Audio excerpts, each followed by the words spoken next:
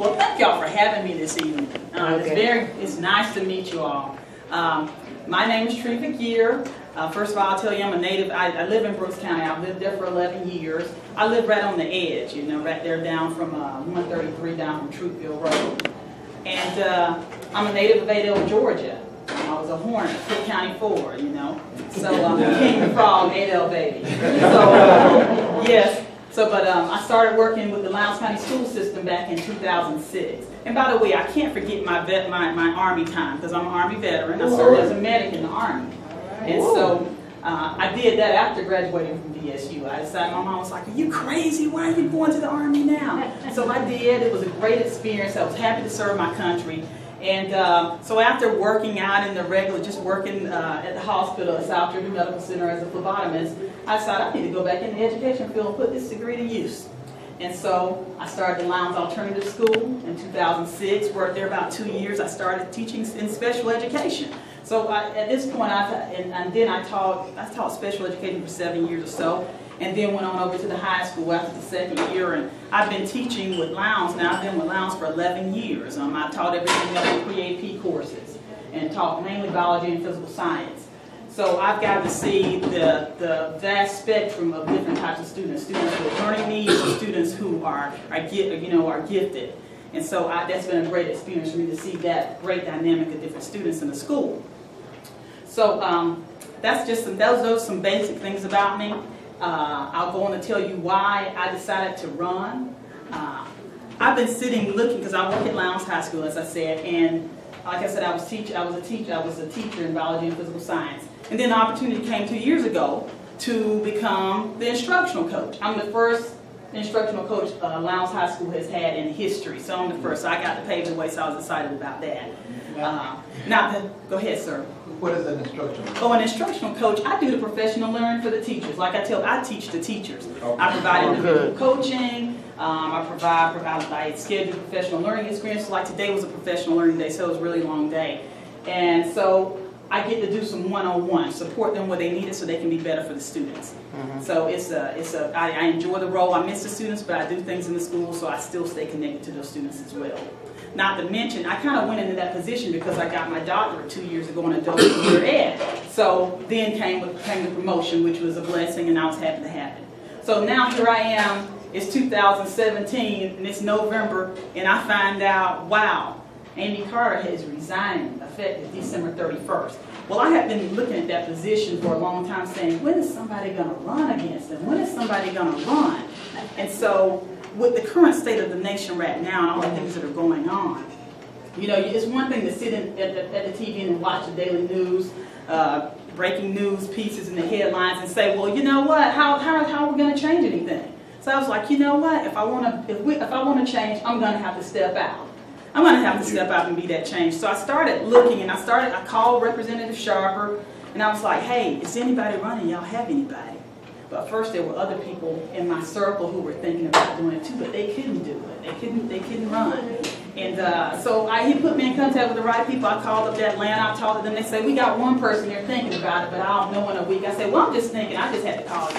So come to find out, they weren't going to run, because I wasn't going to run against another Democrat, because we need to get somebody here in this seat. Yeah. So I started out there. I had been praying about it and wondered, you know, like, take this cup from me, but somebody had to do it. So then I said, you know what? I'll do it. I'll do it. Because I want to see some change in District 175. I looked at how the district had been gerrymandered.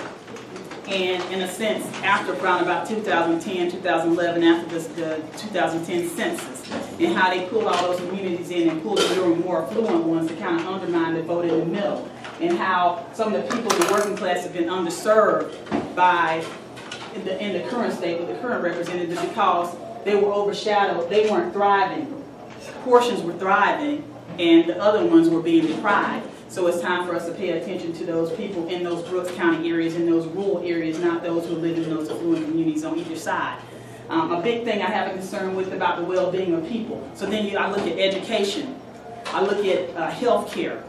I look at the fact that looking at a working wage for our people being able to work. If you work 40 hours a week, you should be able to have a comfortable living and provide for your family. When you can't do that, that's a concern, and that's the state of, that's what's going on right now.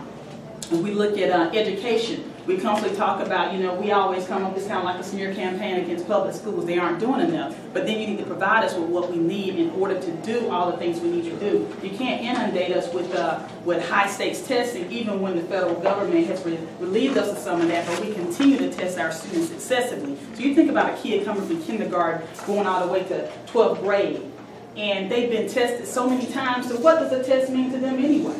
The anxiety, the stress, it's not their true performance. It's because they're stressed out that some students don't perform well. And also, why are we expecting students who start off at a different point to actually reach? If I didn't have the same beginning, how can I reach that same point as another student? Students who are in poverty, their brains develop differently. It's delayed because of experiences they didn't have at the beginning, but yet the state expects them to score as well on the EOC. At the same point, it's going to take them a little bit longer to catch up. So what are we doing to address those students? We shouldn't catch them at the end. And so then we have campaigns like Go Build Georgia. Well, that's great, and that's wonderful because the average age of one of our plumbers today is 53. So do we have people going into plumbing? Those are fields that are important because it was this push to send every student to college, but every student doesn't need to go to college. There's things that at the technical college level that those are some of the fastest growing professions are there with these simple certification. So why have a student go to college? But for those who want to go, there should also be a bridge to get them there as well. So us providing career development in our schools and the state funding that and helping students, all students to actually get there. So when I even look at education in terms of getting to college, the HOPE scholarship is merit-based. So that means your most affluent students who make under that maximum salary are still going to have access to college, whereas your student who grew up in a different setting, they didn't get that 10-yard start at the finish line. They had to start at it or behind that starting line. How are they going to get there? So they never get the access to the scholarship money nor anything else. So they have to depend on loans, and they might not finish college. So because now the average time a student spends in college about 6 or 7 years if they finish, and then they might drop out because they can't afford it, and then they have loans. So things to look at there. And if we educate our students and we educate and we pour into students and pour into education and not just K through 12, but after. It's like your 12+ plan, getting those students through school. Then businesses can benefit, but businesses can't benefit in just on the backs of people working minimum wage because we haven't valued their human capital. We need to value the human capital that we have, and we need to have a higher minimum wage. But those are some of the things, and just the tip of the iceberg of issues that are important to District 175. In terms of transportation, I'll just say, why don't we have a transit system? Not just the Southwest Georgia Regional Transit System. Albany has one. VSU is a great model for a transit system. So why, if I live in Quitman, I can't necessarily access the best jobs because I live in Quitman. I don't have a car.